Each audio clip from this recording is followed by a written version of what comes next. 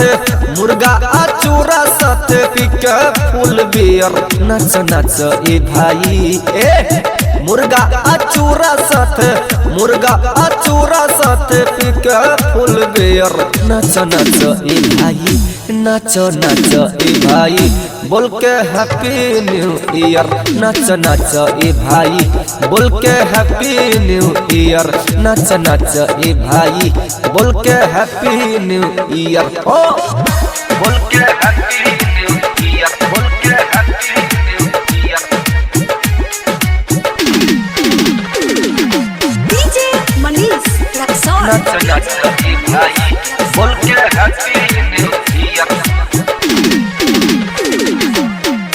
बोल के happy new year happy new year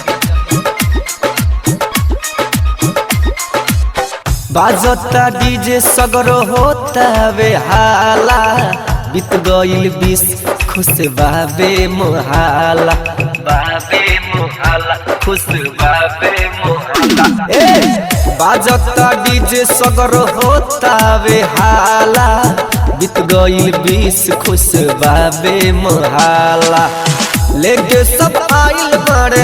लेके सब आइल बाड़े साथे अपन डियर नाच नाच ए भाई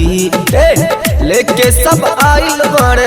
लेके सब आइल बाड़े साथे अपन डियर नाच नाच ए भाई नाच नाच ए भाई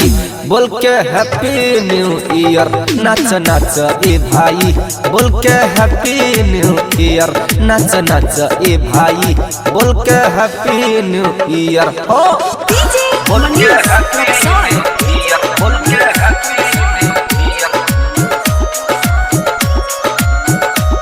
नाच नाच ए भाई बोल के हैप्पी न्यू ईयर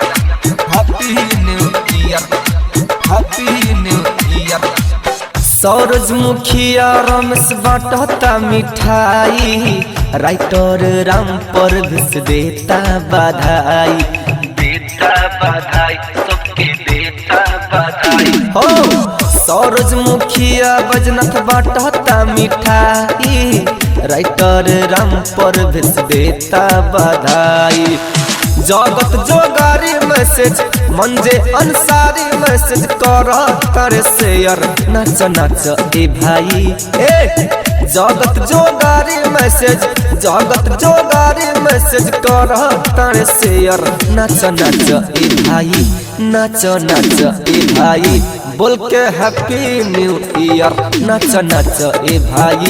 बोल के हैप्पी न्यू ईयर नाच नाच ए भाई बोल के हैप्पी न्यू ईयर हो।